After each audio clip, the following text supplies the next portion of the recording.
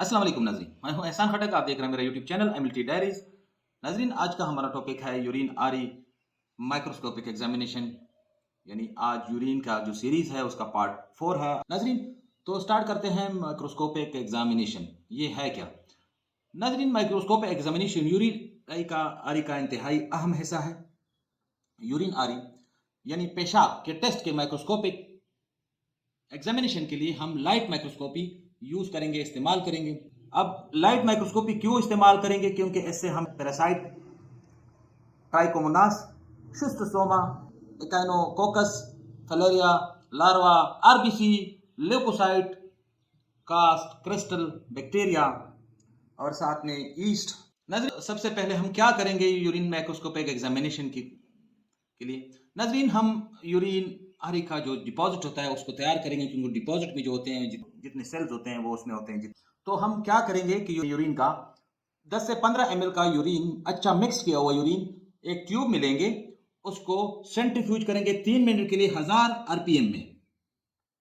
फिर क्या करेंगे, जब सेंट्रीफ्यूज करेंगे तो निकाल के इसको उल्टा करेंगे, ताकि जितना बाकी पेशाब है, जितना नाइट्रोजन है, उसको डिस्कार्ड करेंगे।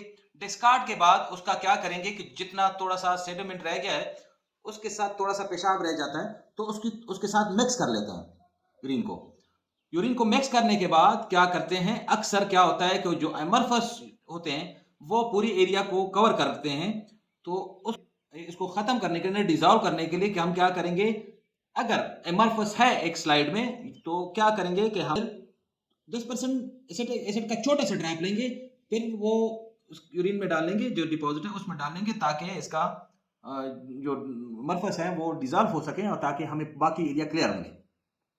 लेकिन एहतियात करेंगे कि ज्यादा एसिड ना डालें, ताकि जो कास्ट है वो डिजॉल्व ना हो, क्योंकि ज्यादा एसिडिक में वो फिर डिजॉल्व हो जाते हैं। अगर एसिड ज्यादा हो जाते हैं तो वो तहलील हो जाते हैं। नाजरीन, फैट्स ड्रॉपलेट जो होते हैं, ओवा होता है, पैरासाइट होता है, स्पर्मेटोजोआ होता है या म्यूकस थ्रेड होता है, उसको लो पावर फील्ड रिपोर्ट करेंगे। बाकी जितने हैं उसको मॉडरेट, फ्यू, मेनी में रिपोर्ट। नाजरीन, जब हम जो डिपॉजिट लेते हैं तो डिपॉजिट फिर क्या करते हैं, डिपॉजिट को हम एक साफ ग्लास का स्लाइड होता है उस पर रखते हैं, एक ड्रॉप उसका, फिर ऊपर से कवर ग्लास लगाते हैं। फिर हम क्या करेंगे, जो लो पावर फील्ड होता है उससे हम इसको पहले पूरे इसका स्कैन करेंगे। स्कैन करने के बाद कि हम जो हाई पावर फील्ड होता है उससे फिर इसको देखेंगे। फिर क्या होता है, जो हमें सबसे पहले पार्ट है वो देखेंगे। उसमें अक्सर जो हम क्या देखते हैं, उसमें ल्यूकोसाइड होता है। और ल्यूकोसाइड आमतौर पर मर्दों में एक से ज्यादा नहीं होता, पर हाई पावर फील्ड यानी एक फील्ड में हमें एक देख सकता है जो नॉर्मल है। तौर पर ये जो ल्यूकोसाइड होते हैं ये पॉलीमार्फ होते हैं। और औरतों में क्या है कि इसकी तादाद 1 से 5 तक हो सकती है पर हाई पावर फील्ड।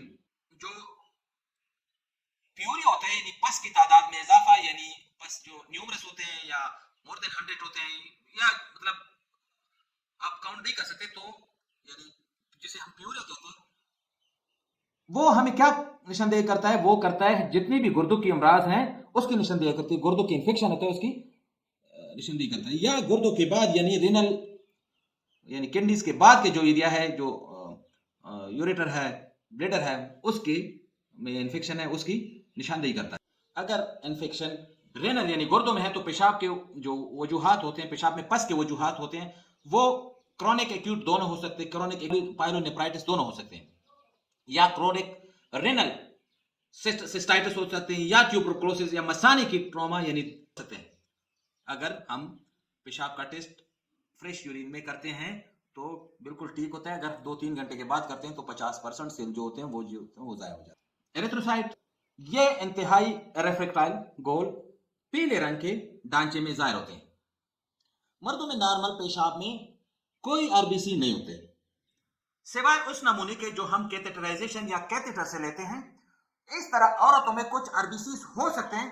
इसकी वजह से इसकी वजह क्या होती है? विजाइनल कंटेमिनेशन, या ज्यादा आरबीसी उस वक्त हो सकते हैं नॉर्मल हालत में, अगर यानी मेंस्ट्रुअल साइकिल हो, तो उसमें हम पेशाब का टेस्ट कर सकते हैं, तो हमें हेमोचूरिया देख सकते हैं।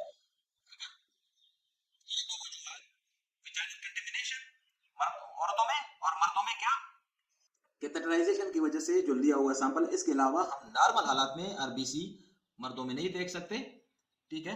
औरतों में कुछ आरबीसी देख सकते हैं, लेकिन वो कंटेमिनेशन, जो विजाइनल कंटेमिनेशन की वजह से। हेमाचूरिया का पता लगाना इंतहाई जरूरी है।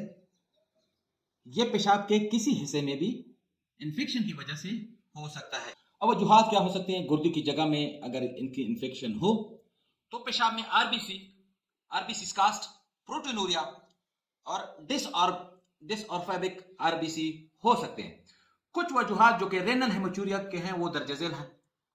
ग्लोमेरुलर नेफ्राइटिस, लूपस नेफ्राइटिस, कार्कुलिस यानी जो पथरी है वो है, ट्यूमर है, ट्रॉमा वो भी है, शदीद यानी एक्यूट जो है एक्यूट इन्फेक्शन उसमें भी ये है। अगर इन्फेक्शन लोअर यूरिनरी ट्रैक्ट में है, नीचे है, तो ये इन्फेक्शन एक्यूट भी हो सकता है, क्रॉनिक भी हो सकता है। इसकी वजह पथरी, ट्यूमर, ब्लैडर का जो कैंसर है वो भी हो सकता है। पेशाब में आरबीसी, तो ऐसे इन्फेक्शन में यानी जो लोअर यूरिनरी ट्रैक्ट है इसमें क्या होगा कि आपको आरबीसी होंगे, लेकिन उसमें कास्ट और प्रोटीन नहीं होंगे। अब कास्ट क्या है? कास्ट के साथ जो होती है वो दोनों साइडों से मुतवाजी होती है, बिल्कुल इक्वल होती है। शेप जो होती है वो सिलेंडर की तरह होती है, आखिर में ब्लंट होते हैं, गोल सिरे होते हैं। कास्ट जो होते हैं वो अल्कलाइन यूरिन में जल्द डिजॉल्व हो जाते हैं। ये कास्ट जो होते हैं वो ट्यूबल्स हैं उसमें बनते हैं। अगर एल्बुमिन यूरिन में नेगेटिव है तो पेशाब में ये हो सकते हैं। जरूरी नहीं है कि आपका जो एल्बुमिन है वो हो तो आप यूरिन में कास्ट होंगे। इसकी शक्ल जो है वो ट्रांसपेरेंट यानी ज्यादा साफ और कलरलेस है, ट्रांसपेरेंट है और कलरलेस है। इस तरह उनकी साइज और शक्ल जो होती है वो उनकी नालियों जो ट्यूबल्स होते हैं उन पर मुनहसर होती है। ये कास्ट जो है गुर्दों की तरह वसी बीमारी की निशानदेही करती है। ये कास्ट जो है गुर्दों की वसी जो ब्रॉड जो बीमारियां होती हैं, वाइड स्प्रेड बीमारियां होती है, उसकी निशानदेही करती है। हो सकता है पेशाब के तमाम नमूनों में नजर ना आए। ये असल में कंपोज होते हैं यानी बनते हैं, किस चीज से बनते हैं? प्रोटीन से, म्यूकस से, जो टॉम हाउसफॉल मैट्रिक और दीगर अनासर भी इसमें शामिल है, जो कास्ट की किस्म पर मुनसर होता है। सिलेंडर जो होता है उसका ढांचा कास्ट के जैसा होता है, लेकिन उसकी शक्ल मुख्तलिफ होती है। आखिर में टिपर हो सकता है और थ्रेड जैसे धागा भी हो सकता है इसमें।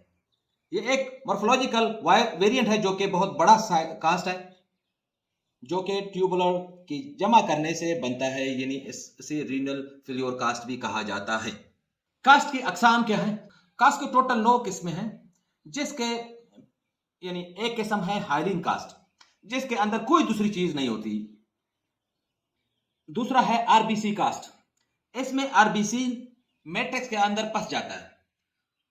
पस कास्ट, जिसमें कास्ट के अंदर पस होते हैं, मौजूद होते हैं, उसे कहते हैं पस कास्ट। इस तरह एपिथेलियल कास्ट, इसके अंदर जो होते हैं, जो मैट्रिक्स होता है उसमें एपिथेलियल कास्ट मुश्तमिल होता है, यानी जो कास्ट होता है वो एपिथेलियल सेल पर मुश्तमिल होता है।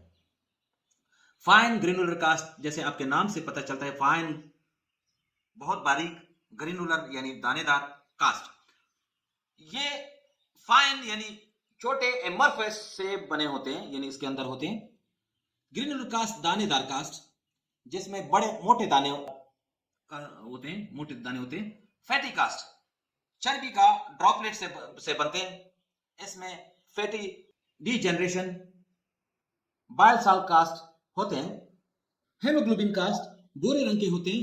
ये रेड सेल कास्ट के तार से बनते हैं। वैक्सी कास्ट ये एमिलॉइड बीमारी में बनते हैं। इसकी साख हाइलीन कास्ट की तरह होते हैं, बेरंग होती है, लेकिन ये ज्यादा शफाफ होता है हाइलीन कास्ट की निस्बत। एपिथेलियल सेल आमतौर पर छोटी तादाद में मौजूद होते हैं। ख्वातीन में बहुत बड़ी तादाद में वेजाइनल कंटेमिनेशन की निशानदेही करता है। गुर्दे की बीमारी में भी ट्यूबल्स एपिथेलियल सेल जाहिर होते हैं। लेकोसाइट साइड से मिलते जुलते हैं, लेकिन ये इसका साइज थोड़ा बड़ा होता है लेकोसाइट से। इसमें न्यूक्लियस नुमाया होता है और साइज में बड़े होते हैं। एमरफस यूरेट्स तेजाबी पेशाब में नजर आता है, जबकि गैर फास्फेट अल्कलाइन पेशाब में नजर आते हैं, जो कि जो कि अल्कलाइन पेशाब। क्रिस्टल, ये ताज़ा गर्म पेशाब में नजर नहीं देख सकते, लेकिन कुछ वक्त के बाद जाहिर होते हैं। क्रिस्टल के अक़साम कौन से हैं? Cysteine, uric acid, leucine, tyrosine. Crystal के अलावा उनकी बहुत कम अहमियत होती है। अल्कलाइन में ट्रिपल फास्फेट, अमोनियम फास्फेट होते हैं, कैल्शियम कार्बोनेट होते हैं, लेकिन यूरिक एसिड, सिस्टाइन और टायरोसिन, ल्यूसीन क्रिस्टल को कोलेस्ट्रॉल और मनशियात की तरह सल्फर शामिल हो सकते हैं, जो कि पेशाब में क्रिस्टलाइज हो जाते हैं। अब इसमें कुछ और चीजें भी हैं जिसे हम मिसेलिनियस या मुतफरक भी कह सकते हैं। उनमें से कौन सा है? सिस्टोसोमा, खुलियात के अलावा ova bacteria, yeast cell, trichomonas filaria, mucosa, mucus thread, ये शामिल हो सकते हैं। नजरीन, इसके साथ हमारे टॉपिक का इख्तिताम होता है। इंशाल्लाह कोई दूसरे नए टॉपिक के साथ आपकी खिदमत में हाजिर होंगे। तब